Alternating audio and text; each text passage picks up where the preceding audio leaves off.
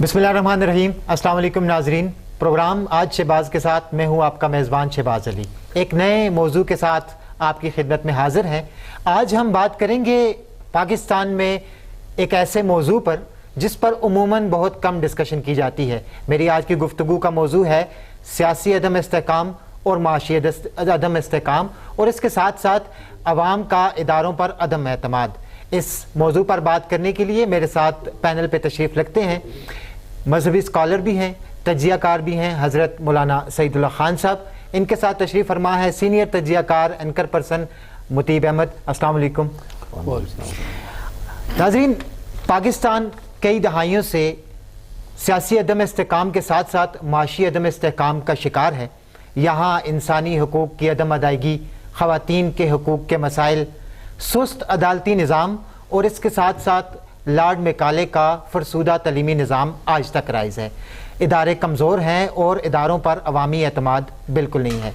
सियासतदान नाअहल हैं और अवाम की नाक़िस राय है। इस सब के लिए कौन सा निज़ाम मज़ीद राइज होना चाहिए और इस चीज़ को कैसे बदला जाए, आज हम अपने मेहमानों से गुफ्तगू करेंगे। सबसे पहले मैं बात करूंगा हज़रत मौलाना सईदुल्लाह खान साहब से। ये सवाल करता चलूँ कि सर, ये तालीमी निज़ाम जो इंतहाई ख़राब और फरसूदा है, आया कि इसका सियासी अदम इस्तेहकाम और माशी अदम इस्तेहकाम से क्या ताल्लुक़ है, मुझे प्लीज़ बताइएगा। जज़ाकल्लाह, शुक्रिया शहबाज भाई। मुल्क के अंदर देखे तो अमूमी तौर पर हर चीज़ में अदम इस्तेहकाम है।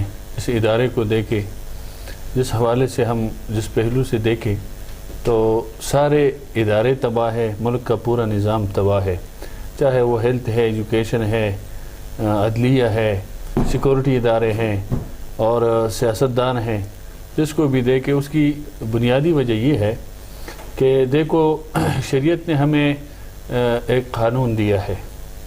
अगर हम गौर करें, थोड़ा देखें तो शरीयत के मुकाबले में कैपिटलिज़म, कम्युनिज़म, सोशलिज़म वग़ैरह ये जो निज़ाम राइज दुनिया के अंदर हुए थे, शरीयत इनके ख़िलाफ़ है।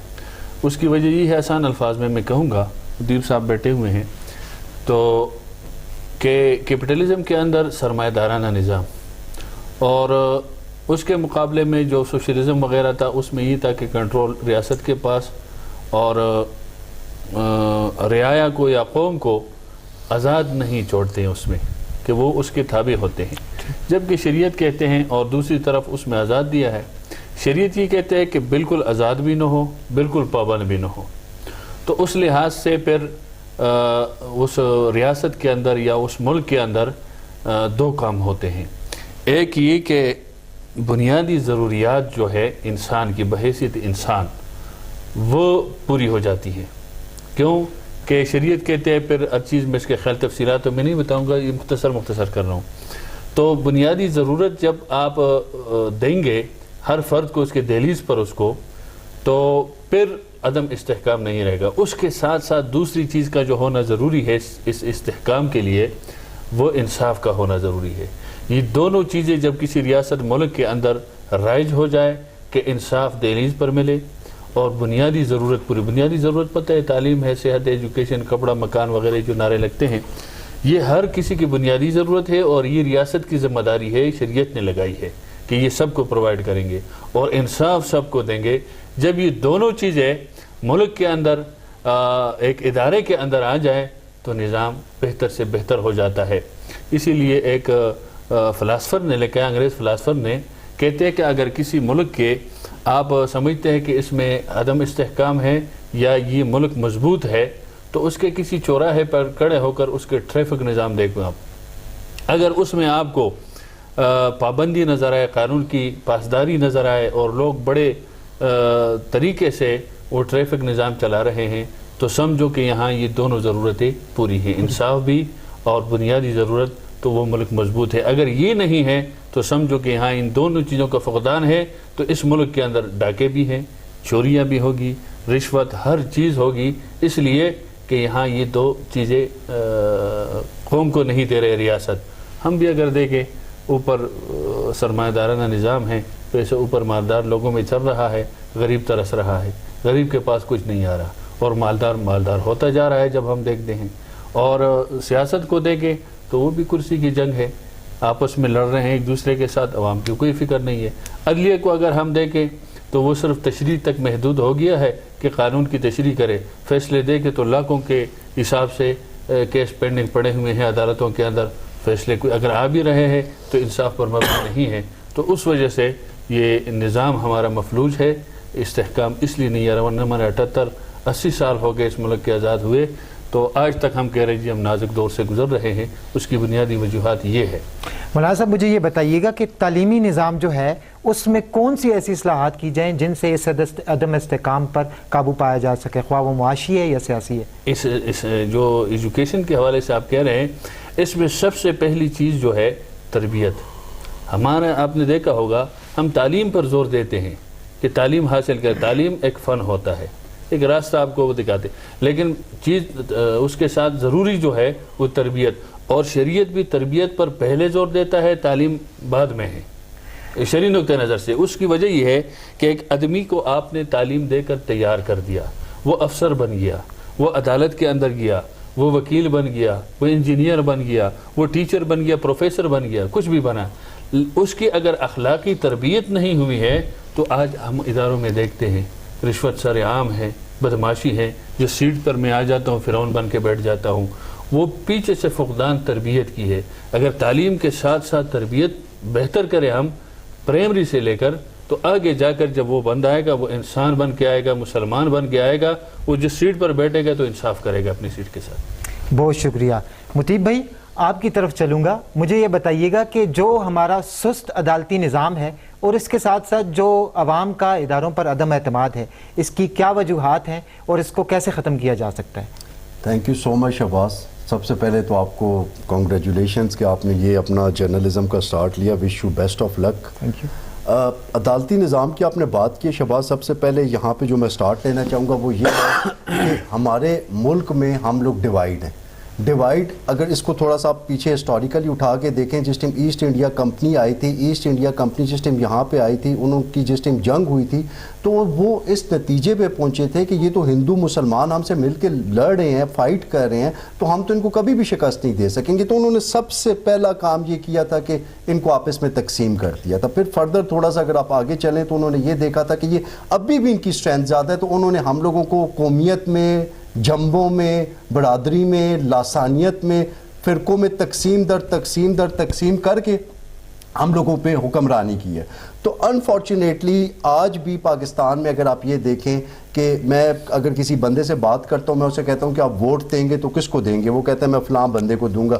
میں اسے کہتا ہوں کیوں دو گے فلاں بندے کو, کہتا ہے وہ جی بس میرے والد صاحب کے دوست ہیں یا وہ میرے چچا کے دوست ہیں. تو جس ٹیم تک ہمارا ووٹ ڈالنے کا کرائٹیریا یہ ہوگا کہ بھائی وہ میری برادری کا بندہ ہے, وہ میرے ابو کا دوست ہے, وہ میرے چچا کا بیٹا ہے, تو پھر ہم کس طرح سے ایکسپیکٹ کر سکتے ہیں کہ ملک میں جو ہے جمہوریت وہ اپنے فروٹس پیدا کرے گی. سب سے پہلے تو میں کہتا ہوں یہاں تو اب جمہوریت والا سسٹم ہی نہیں رہا. ابھی آپ گوگل پہ ریسرچ کریں, وہاں پہ لکھا ہوا آتا ہے ہائبرڈ ریجیم. ابھی تو یہ ہائبرڈ سے آگے اتھارٹیرین کی طرف ہم جا چکے ہیں.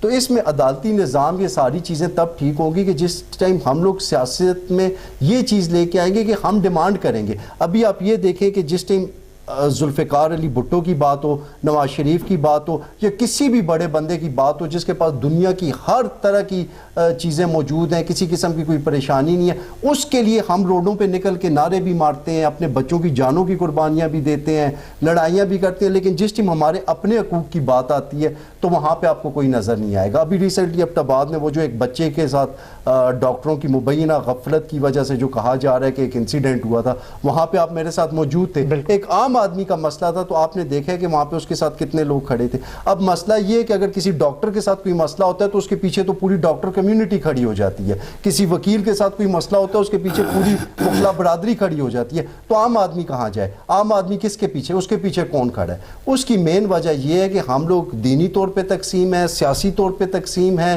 مذہبی طور پہ تقسیم ہے, اور اخلاقی طور پہ تقسیم ہے. ایک تو یہ بات ہے کہ ہم لوگ ڈیوائیڈ اینڈ رول والی بات اب ہم لوگوں کو بڑی کیٹیگوریکلی کرنی چاہیے کہ جب تک ہم لوگ اس تقسیم میں سے نکل کے, ہم لوگوں کو یہ چیز دیکھنی ہی نہیں چاہیے کہ بھائی فلاں کون سا بندہ ہے, فلاں کس برادری کا ہے, وہ کس کا چاچا ہے, وہ کس کا مام ہے.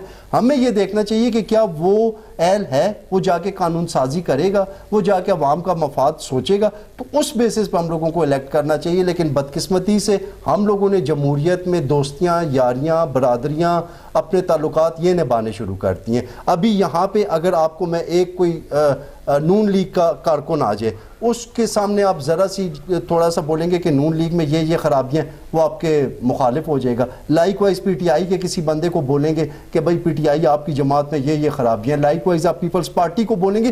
تو یہ جو اندھی تقلید اس ٹائم ہمارے ملک میں بڑے کلیئرلی ہم لوگوں کو نظر آ رہی ہے. جب تک یہ ختم نہیں ہوگی, ہم لوگوں نے ابھی مولانا صاحب نے بات کی ہے کہ اخلاقی تربیت ہونی چاہیے, فلاں تربیت ہونی چاہیے, تو یہ کس کا کام تھا؟ یہ دینی تربیت کرنا کس کا کام تھا؟ جن کا کام تھا دینی تربیت کرنا وہ سیاست کر رہے ہیں, وہ تقسیم در تقسیم کر رہے ہیں. تو یہ ہم لوگوں کے مولانا حضرات کا کام تھا نا کہ اس تقسیم کو ختم کرتے, دین کی صحیح تشریح کرتے. مجھے تو آج تک یہ سمجھ نہیں آئی کہ دین کی صحیح تشریح کب ہوگی, ہمارے قرآن کی صحیح تشریح کب ہوگی. تب جا کے ہم لوگوں کو سمجھ آئے گا کہ ہم لوگ ہیں کون, ہم لوگوں نے کرنا کیا ہے اور اس زندگی کا کیا مقصد ہے. تو یہ عدالتی نظام تب ہی بہتر ہو سکتا ہے کہ جس ٹائم ہم لوگ رائٹس کی بات کریں گے اور عدالتی نظام میں ریفارمز کی بات کریں گے, نہ کہ بڑے بڑے لوگوں کی گاڑیوں کے پیچھے ناچیں گے, زندہ آباد اور مردہ آباد کے نعرے لگائیں گے. بہت شکریہ مطیب بھائی. جس طرح آپ نے بات کی کہ علماء جو ہے وہ سیاست میں انوالو ہیں, تو ہم نے دیکھا پچھلی کئی دہائیوں سے یا تو مذہب کارڈ کھیلا جاتا ہے پاکستان میں, یا اپنے آپ کو مظلوم ثابت کر کے صرف ان عوام کے جذبات کے ساتھ کھیلا جاتا ہے. لیکن اگر بات کی جائے تو علامہ اقبال رحمۃ اللہ علیہ نے کہا تھا کہ جدا ہو دین سیاست سے تو رہ جاتی ہے چنگیزی. مولانا صاحب اس کی تشریح کیجیے گا. مطیب بھائی نے بڑی اچھی باتیں کی. ایک دو باتیں اس نے کی کہ علماء کرام کا یہ اس کی ذمہ داری بنتی ہے کہ اخلاقی تربیت یہ کریں. تو بالکل ذمہ داری بنتی ہے علماء کی, اور علماء کر بھی رہے ہیں. کیونکہ آپ دیکھیں کہ اس وقت ہمارے ملک کے اندر تعلیمی دو نظام, ایک مدارس کے اور ایک اسکول اور کالجز کے ہیں. تو مدارس کا نظام آپ دیکھیں اخلاقی تربیت کے حوالے سے اور معاشرتی تربیت کے حوالے سے, دینی تربیت کے حوالے سے, ہر لحاظ سے وہاں اس کے اسٹوڈنٹس کو دیکھیں اور کالج یونیورسٹی کے اسٹوڈنٹس کو دیکھیں. تو اس سے یہ اندازہ لگائیں کہ علماء اپنے کام کر رہے ہیں اور وہ تربیت وہاں ہو رہی ہے. میں بھی اسی مدرسے کا طالب علم اور وہیں سے پڑھا ہوں. پھر سیاست کی بات کی کہ یہ سیاست کر رہے ہیں. سیاست تو دین کا ایک حصہ ہے, ضروری ہے, جیسے آپ نے وہ شعر پڑھا علامہ اقبال کا. اور حضور اکرم صلی اللہ علیہ وسلم کی اگر ہم اس کو دیکھیں نا زندگی کو, تو یہاں غلطی اس میں نہیں ہے کہ یہ اس کی ذمہ داری ہے یا اس کی ذمہ داری ہے. یہاں غلطی یہ ہے کہ پہلے افراد کو تیار کر دینا چاہیے. ہم بھاگتے ہیں نظام کے پیچھے کہ نظام ٹھیک کرو. اس نظام کو ٹھیک کرنے کے لیے پہلے افراد تیار کر لو. حضور اکرم صلی اللہ علیہ وسلم کی زندگی دیکھے, آپ علیہ السلام نے مدینہ ریاست جو قائم کی وہ ابتدا سے کی نہیں. وہ تو 13 سال بعد جا کر, ادھر 10 سال بعد جا کر جب مدینہ ہجرت کی, وہ 10 سال جو دور تھا آپ کا, اس میں آپ نے کیا تربیت, اس میں تربیت کی, صحابہ کرام کو تیار کیا ہر لحاظ سے. پھر اللہ تبارک و تعالیٰ نے دیکھو تربیت یہ ڈائریکٹ اللہ نے کی ہے. اللہ تبارک و تعالیٰ نے شروع میں کہا جی یہ آپ کو ظلم بربریت زیادتی کر رہے ہیں, آپ کے لیے حالات نہیں ہے, صبر کرو, انتقام نہ لو. اور حضور علیہ السلام کو حکم تھا کہ اس کی تربیت کرو, اس کو تیار کرو, تعلیمی میدان میں بھی اور اخلاقی اور تربیتی میدان میں بھی. پھر ہوتے ہوتے جب بعد میں اللہ نے فرمایا کہ اب وقت آ گیا ہے, صحابہ کرام سے فرمایا کہ اب 2 راستے ہیں آپ کے سامنے. ایک راستہ ہے کمپرومائز کا کہ آپ سودا بازی کر لیں عقیدے پر کہ جی ٹھیک ہے, اور دوسرا قربانی کا راستہ ہے اور تکلیف اور مصائب کا راستہ ہے. اب مرضی آپ کی ہے کہ آپ نے کون سا راستہ اختیار کرنا ہے. اور یہ سورہ محمد کے اندر پورا قرآن مجید کے اندر اس کی تفصیلات آئی ہے ان جہاد کی. پھر صحابہ کرام نے قربانی والا راستہ اختیار کیا. آج ہم اپنی جگہ پر, ہم یہاں بیٹھے ہیں میڈیا کی سیٹ پر, کوئی اسکول میں ہے, کوئی کہاں ہے, کوئی اپنی جگہ پر یہ سوچے کہ ہم نے کتنوں کو تیار کیا, ہم نے کتنوں کی تربیت کی, ہم نے وہ افراد تیار کیے جو دین ہمیں تعلیم دیتا ہے. اور حضور علیہ السلام کے ہم نام لیتے ہیں نا کہ اسوہ حسنہ ہے ہمارے لیے. تو وہ کام ہم نے کیا ہے. جب وہ افراد تیار کرے اس کے بعد پھر ہم, اللہ نے پھر فرمایا کہ اب تکلیف کے لیے تیار ہے, میں تیار ہوں, آپ تیار ہیں, یہ تیار ہے.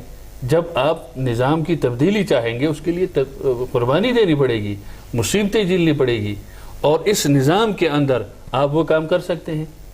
نہیں کر سکتے اس لیے کہ وہ لوگ تیار نہیں ہے. تعلیمی نظام تو پہلے آپ نے بتایا کہ وہ تو بالکل پتہ نہیں, میرے خیال میں 200 کے 250 نمبر پہ ہے ہم دنیا کے سطح پر تعلیمی میدان کے اندر. پھر عدلیہ کے میدان دیکھیں سارے, تو ہم بہت پیچھے ہیں. اس کے لیے بہت کچھ کرنا پڑے گا, تب جا کر پھر یہ نظام درست ہوگا کہ جب ہم افراد اس کے لیے تیار کریں گے. اور اس کے لیے میں نے کہا سب سے پہلی چیز یہ ہے کہ ہم اپنے دین سے واقفیت رکھیں, خبر رکھیں, دین پر عبور ہو. ہم نے یہ چیز علماء کے حوالے کر دیا ہے کہ بھئی وہ جانے اور دین جانے. مسئلے کی ضرورت پڑے گی تو میں کسی مولوی عالم مفتی سے پوچھ لوں گا, نہیں, یہ ہم سب کی ذمہ داری ہے نا, کیونکہ دین ہمارے, ہم کلمہ پڑھتے ہیں تو ہم اس کو سمجھیں. پھر جہاں علماء کی ذمہ داری میں کوتاہی ہے وہ بھی تسلیم کر دینا چاہیے, ہمیں علماء کو کر دینا چاہیے, وہ دور کرنی چاہیے. جہاں دوسرے لوگوں میں ہے وہ اپنی جگہ پر وہاں کریں. ہاں ہم کہ تاجروں میں خامی ہے, وکیلوں میں بھی خامی ہے, عدلیہ میں, ہر جگہ. یہ ہم نہیں کہتے کہ کوئی ایک ادارے یا ایک قسم کے لوگ ہیں, سب کے اندر وہ کمی سب دور کریں گے تو ٹھیک ہوگا. لیکن یہ کمی وہی شروع سے دور ہوگی کہ اس نظام کو چینج کر کے اور نئے نسل کی وہ ذہن ساز اس طرح کرے کہ اس کے دل سے غرض, لالچ اور مفاد اس کو بالکل نکال دے کہ میں نے کام اخلاص کے ساتھ کرنا ہے. اور شریعت بھی اخلاص کا حکم دیتا ہے.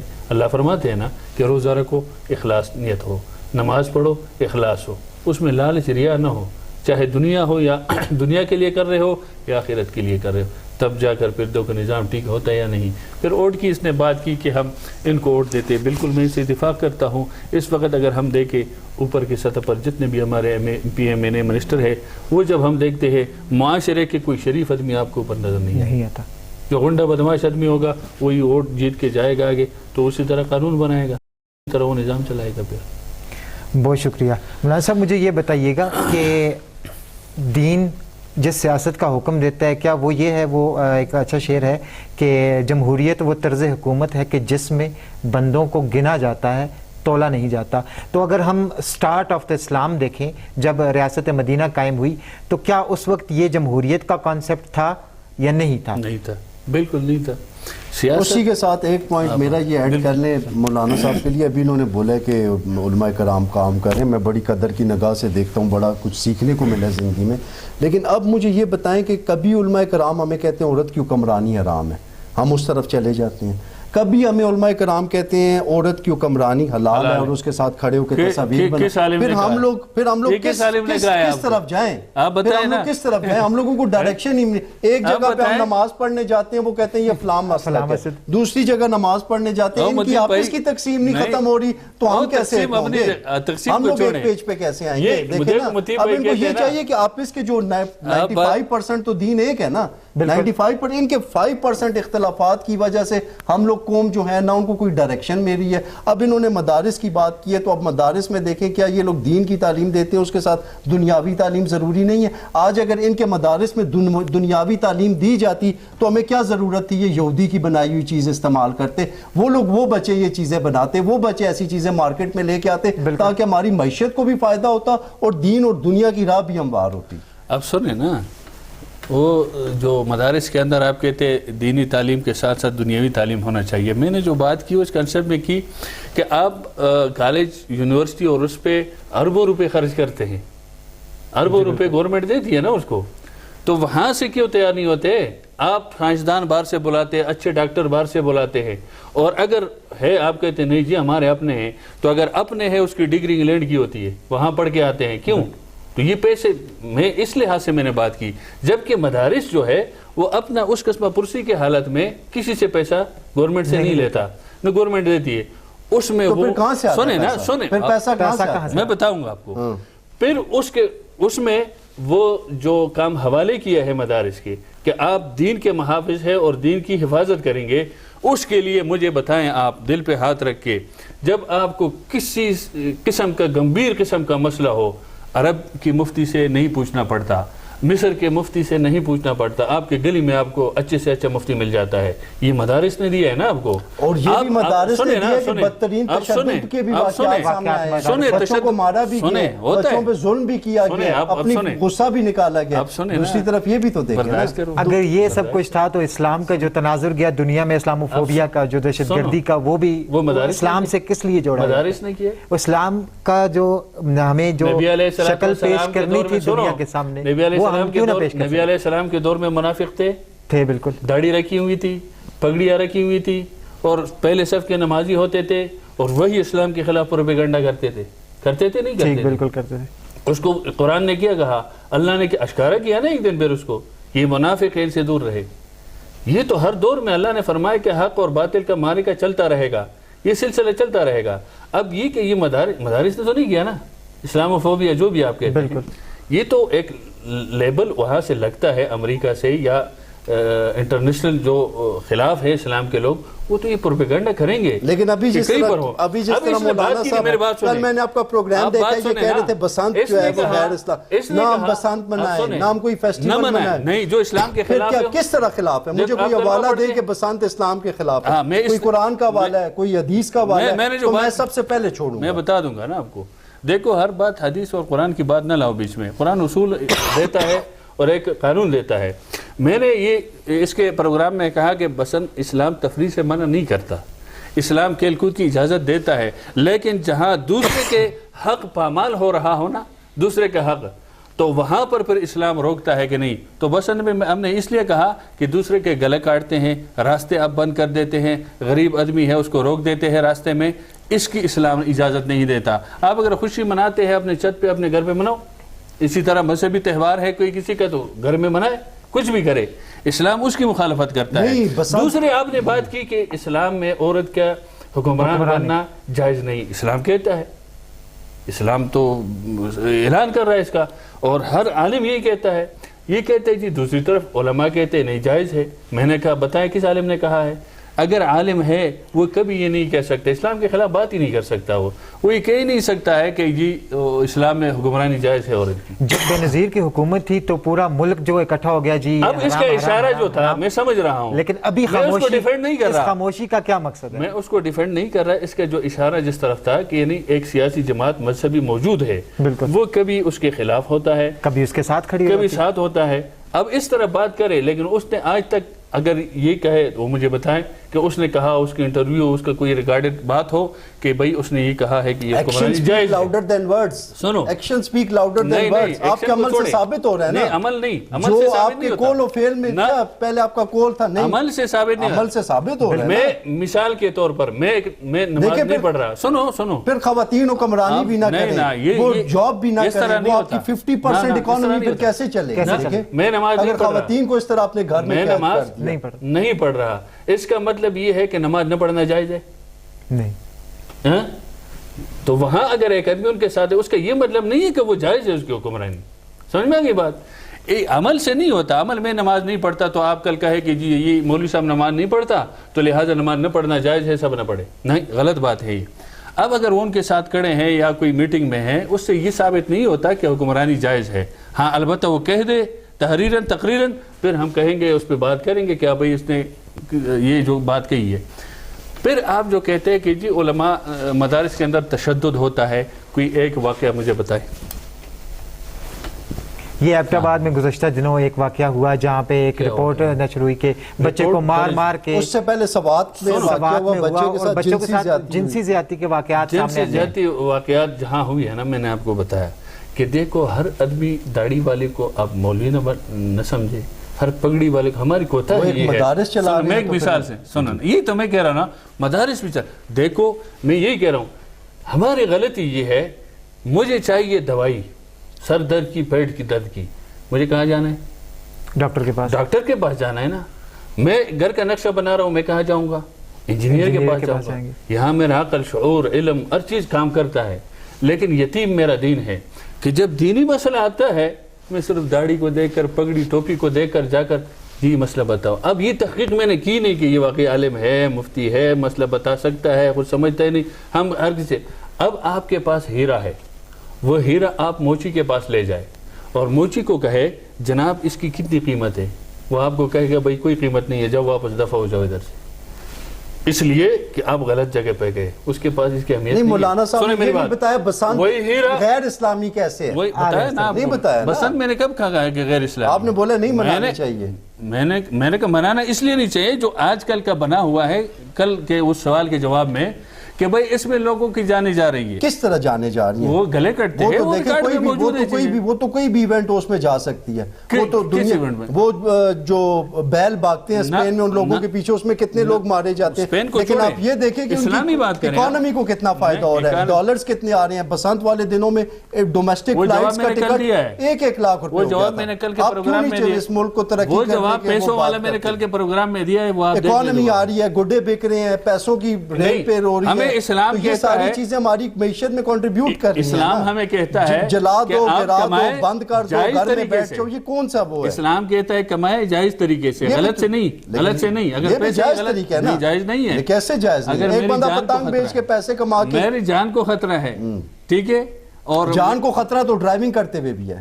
کیا ڈرائیونگ کرنا میں چھوڑ دوں؟ نہیں, ڈرائیونگ کرنا اور چیز ہے. نہیں, ڈرائیونگ آپ کی مجبوری ہے. جان کو خطرہ ہے نا, آپ کی جان تو سیف نہیں ہے. اچھا, بائک چلاتے ہوئے آپ کی جان سیف ہے؟ ڈرائیونگ کرنا آپ کی مجبوری ہے, باقی کام نہیں, کرتے آپ مجبوری تو نہیں ہے. جب گاڑیاں نہیں ہوتی تھی تو تب کیا ہوتا؟ کیوں نہیں, ایک ڈرائیور گاڑی چلا رہی نہیں, جب گاڑیاں نہیں ہوتی تھی تب یہ تو مجبوری. اس وقت سواری دوسری تھی نا. نہیں, سواری وہاں بھی یہی سوال ہے, لیکن مولانا صاحب گھوڑے پر سوار ہوتے تھے, مسئلہ یہ کچر پر سوار ہے کہ ہوتے ابھی تھے. اس قوم کو, اس نوجوان کو اس ڈپریشن سے نکلنے کے لیے کچھ ایسی تفریح, انجوائمنٹ, تفریح کریں. کس نے کہا ہے؟ ہم تو ہی نہیں کہ تفریح نہ کریں. میں نے تو کل بھی کہا تھا, اور اس کو سوال کرنے کا نوجوانوں کو حق دیں کہ وہ آپ لوگوں سے سوال کریں. اس ملک کے اندر کرکٹ کچھ سیکھ سکیں آپ لوگوں سے. اس ملک کے اندر کرکٹ کھیلا جاتا ہے نہیں؟ بالکل کھیلا جاتا ہے. کس نے کہا ہے کہ ناجائز ہے, نہ کرو یا نہ کھیلو؟ کہتے ہیں نا جی, اس کی وجوہات ہے نا. اس کو اس لیے کہہ رہے ہیں کہ بھئی یہ چیز خطرے کا باعث بن رہا ہے لوگوں کے لیے, عوام کے لیے, تو اس وجہ سے کہتے ہیں. اچھا, آپ کا یہ کہہ رہے ہیں بسنت, ایک آخری پوائنٹ میں لیتا ہوں جی, پھر ختم کرتے ہیں. شہباز کے پاس ٹائم, وہ اس کا پروگرام کا ختم ہو رہا ہے. آپ یہ کہہ رہے ہیں بسنت نہیں منانی چاہیے. کیا بسنت پہ بین اس لیے لگا تھا کہ اس سے لوگوں کی جانیں جاتی ہیں؟ بالکل یہی بات ہو. یہ بسنت پہ بین مولانا صاحب کے بقول اس لیے لگا تھا کہ لوگوں کی جانیں جاتی ہیں. جی, اس پہ پھر بات کریں گے کہ کیا یہی وجہ. عمران خان نے اسی وجہ سے اس کو کر دیا تھا, لیکن بین لگنے کی یہ وجہ نہیں تھی بسنت پہ. وہ تو پھر آپ جو بھی کہے, لیکن ہم کہتے ہیں کہ یہ وجہ اس لیے کہ اس سے نقصان زیادہ تھا, فائدہ کم تھا. اور شریعت کا کل میں نے یہ قاعدہ ضابطہ بتایا تھا کہ جہاں دو چیزیں سامنے آ جائے کہ فائدہ بھی ہو, نقصان بھی ہو, تو شریعت کہتے ہیں نقصان کو ترجیح دو, وہ فائدے والے کام سے ہاتھ پیچھے ڈالو. تو اس لیے میں نے کہا کہ بسنت کو پیچھے چھوڑ دے بھائی, باقی کھیل کے لیے بڑے میدان ہیں, بڑے راستے ہیں, بڑے اور طریقے ہیں, اس طریقے سے اپنی تفریح کر لو. اور یہ بسنت اور جہاں جان لیوا چیزیں ہیں ان سے باز آ جاؤ, اور اسی میں خیر ہے. بات آخر وہی ہے کہ ہم شریعت سے دور ہے, شریعت کے قریب ہو جائیں گے, سارا نظام قریب لے کے آئے نا جی. شریعت کے قریب لانا اس ٹائم ہر مسئلہ, ہر مسلمان کا خود شریعت کے قریب جانا ہے. اس کو لایا نہیں جائے گا, اس کو خود چاہیے کہ میں مسلمان ہوں, میں شریعت کے قریب جاؤں. بہت شکریہ.